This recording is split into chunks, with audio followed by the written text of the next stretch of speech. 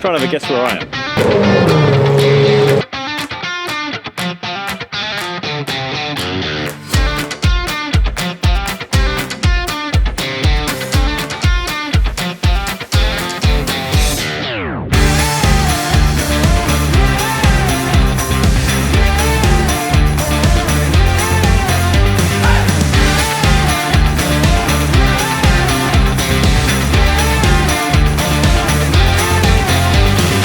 I'm in Silverstone for the British Grand Prix, and I'm here with Tudor and Visa, Cash App and Red Bull.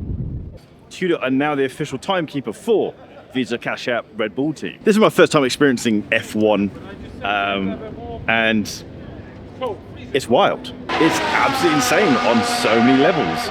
You know, the noise, the sexy noise that these machines make in real life, it's 10 times sexier. I never get tired of that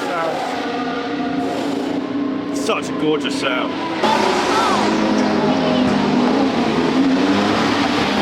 Tudor's launched a watch in partnership with Visa, Cash App and Red Bull team. So they launched this watch previously, but it was just for the team, and the whole team wear this watch.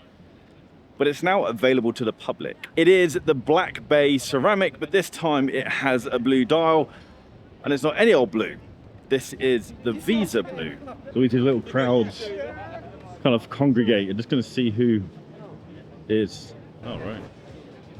There are some other subtle differences with this watch. For example, the lume surrounds, the hour marker surrounds, they are in more of a gunmetal as opposed to a high polished silver that you usually find on the previous Black Bay ceramic. One of the big things that I'm glad they haven't changed is this movement, as in the previous Black Bay ceramic, was the first watch from Tudor to have the METAS certified movement. This means it is a high performing movement. I guess that's kind of in line with these high performing machines. The METAS certification means that the movement has been tested not only for accuracy, and this is cost certified as well, but it's also tested against magnetism, shock and temperature changes. This watch comes on a collection of straps. You've got it on one of the Tudor's NATO straps, you've got it on a rubber strap, and then there's a rubber and leather hybrid. My personal favorite is this. This is a Bark and Jack ribbed nylon strap, which you can get over at barkandjack.com. I legitimately think this looks better. In an ideal world, it would have black PVD coated hardware, which maybe we should do. So we just managed to hang out with one of the drivers, Yuki. Awesome dude. And it's funny how you kind of picture these guys in your head. I'm sure all F1 drivers are different. They all have their own characteristics, but you kind of have this idea in your head of what they'd be like. He's just so chilled out. And he had a really interesting, we're talking about obviously driving. When he's done with F1, he wants to explore different formats of driving. He's really interested in rally driving, but he's concerned about crashing. He's concerned about the danger. He said it would be one of those things that's always on his mind. You're bombing it through a forest and then suddenly you smash into a tree and then you get hurt. And you think, well, hang on, surely your F1 car is going so much faster than that rally car. And they said, yeah, I don't really think about that. It's funny. Everyone knows F1 is a massive money machine. There's huge amounts of money. There's so much R&D that goes on in here. But the infrastructure to make this stuff work is absolutely insane. They've got, these are kind of like the booths where the drivers hang out, the teams hang out, and that's kind of the operation is run from here. You then have kind of storage and generators on the other side, and that's not even the paddock. The paddock is then inside, like the place where they actually work on the cars, actually inside this building here.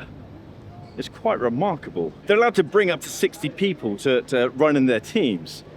And of course, they've got mechanics that can work on the cars, but they've also got guys who can manufacture, remanufacture, or just from scratch, manufacture components, parts, significant parts of the car. So cool, really cool. Makes you want to be part of that team. I like it. I like it a lot. Let's talk about Rolex for a moment, because something significant has happened today. This is the last time we will see Rolex as part of F1. The sponsorship has been taken over by LVMH, and Rolex is absolutely everywhere. And it's odd because Rolex and F1, I kind of see them as they've just always been together. They're a partnership, were a partnership. You see these huge Rolex clocks all over the place, and this is the last time we'll see that. And those Rolex banners across the track, again, last time we'll see that. I've had an absolute blast here. It's been wild. Going through the paddock, seeing the whole operation. It's one thing seeing it on TV. It's another thing actually seeing how quick the pit stops. You know it's quick. You can see it's quick. But when you see it in real life, it's wild how it's just done. I want to know your thoughts on this watch, this black base ceramic with the blue dial. And I need to figure out how to get into motor racing. Kind of falling in love. But I want to do it. I don't want to just watch it. I want to do it. If you like this video, hit the thumbs up button. If you like this stylist video, hit subscribe button down there and let the bell icon so you get notifications when I drop a new video. If you want to check out watch straps and watch accessories, jump over to barkingjack.com. And I'll see you guys very soon. Take care.